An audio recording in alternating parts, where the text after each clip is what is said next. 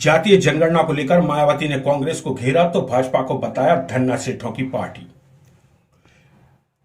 जैसे जैसे चुनाव की तारीख नजदीक आती जा रही है, चुनावी घमासान भी तेज होता जा रहा है। इसी को लेकर आज बसपा की राष्ट्रीय अध्यक्ष और उत्तर प्रदेश की पूर्व मुख्यमंत्री मायावती एक चुनावी सभा को संबोधित करने मुंगावली पहुंची। इस दौरान उन्होंने बसपा प्रत्याशी मोहन सिंह यादव के समर्थन में एक विशाल जनसभा को संबोधित किया, जहां उन्होंने कांग्रेस और भाजपा को जमकर आड़े हाथों लिया। उन्होंने कहा कि पिछड़ा वर्ग के आरक्षण की सुविधा कांग्रेस के शासन में नहीं मिली है, बल्कि बसपा के कड़े संघर्ष के चलते यह सुविधा मिली है।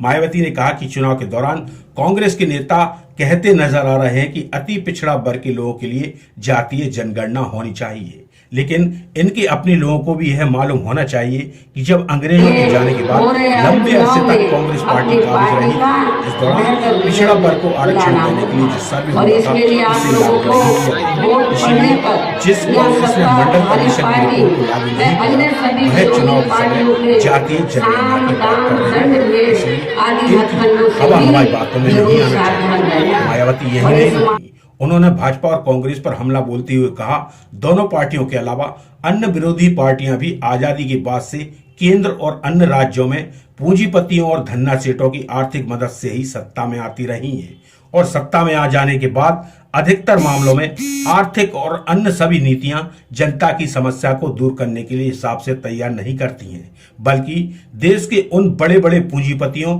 और धन्ना सेठों को ही फायदा पहुंचाने के हिसाब से नीतियां तैयार करती हैं। उन्होंने मंच से यूपी की तर्ज पर एमपी में भी बसपा की सरकार बनाने का आह्वान जनता से किया, जिससे कि गरीबों का उत्थान किया जा सके। लागू नहीं किया तो जो कांग्रेस पार्टी अति पिछड़े वर्गों की मंडल कमीशन की रिपोर्ट को जिसने लागू नहीं किया, नाका कालेलकर की रिपोर्ट को लागू नहीं किया, आज वो चुनाव के दौरान पिछड़े वर्गों की वोट लेने के लिए जो बड़ी बड़ी बातें कर रहे हैं जातीय जनगणना की, मेरे खिलाफ लोगों को इनकी हवाई बातों के बहकावे में नहीं आना चाहिए। खास तौर से पिछड़े वर्ग के लोगों को इन्हें पूरा लाभ नहीं दे पाई। और यहाँ मैं आप लोगों को ये भी बता देना चाहती हूँ, अब चुनाव के दौरान खास तौर से कांग्रेस पार्टी के बड़े नेता ये कहते हैं कि अति पिछड़े वर्ग को पूरा लाभ दिलाने के लिए जातीय जनगणना होनी चाहिए, जातीय जनगणना। लेकिन शायद इन्हें ये मालूम होना चाहिए और अपने लोगों को भी ये मालूम होना चाहिए कि जब अंग्रेजों के जाने के बाद केंद्र में लंबे अरसे तक कांग्रेस पार्टी पावर में रही, तो कांग्रेस पार्टी की हुकूमत के दौरान सबसे पहले पिछड़े वर्ग के लोगों को आरक्षण देने के लिए तो जो सर्वे हुआ था, नाका कालेलकर की रिपोर्ट आई, उसे कांग्रेस पार्टी की सरकार ने उस समय लागू नहीं किया। और इससे अब पूरे देश में आदिवासियों के साथ साथ अन्य पिछड़े वर्गों को भी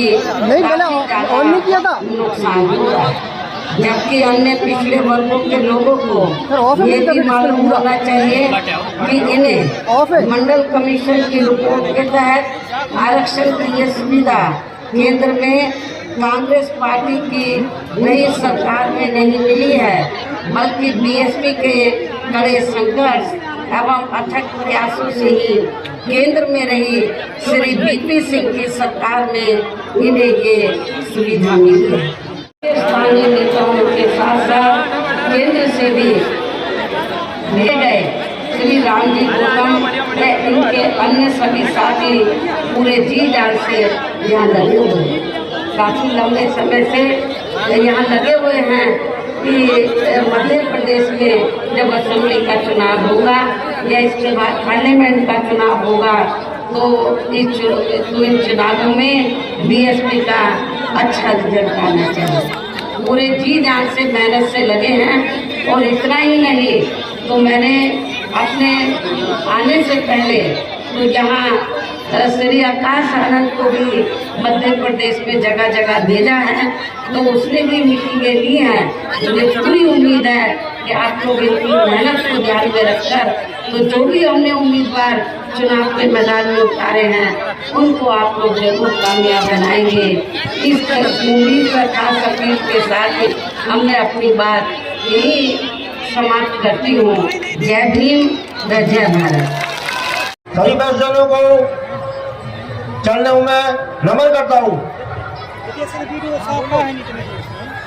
हम हमारे बहुजन समाज पार्टी एवं तो देखो कैमरामैन तरफ हमारे बहुजन समाज पार्टी के किस तरह के देखने हमें महापुरुषों को चरणों में नमन करता हूँ। साथियों, आने वाली 17 तारीख को अपना प्रेम स्नेह खूबी मत प्रदान कर हमें आशीर्वाद प्रदान करें। साथियों, मैं आपसे वादा करता हूँ कि आप सभी के सुख दुख में मैं हमेशा कंधे से कंधा मिलाकर रात को 12 बजे भी आपके साथ खड़ा रहूंगा। ये मैं आपसे वादा करता हूँ। फिर भ्रष्टाचारियों को हमको इस क्षेत्र से, मोहाली विधानसभा से भगाना है, ये आप प्रण कर लें। मैं आपके साथ वादा करता हूँ कि आपके साथ में सुख दुख में हमेशा साथ खड़ा रहूंगा।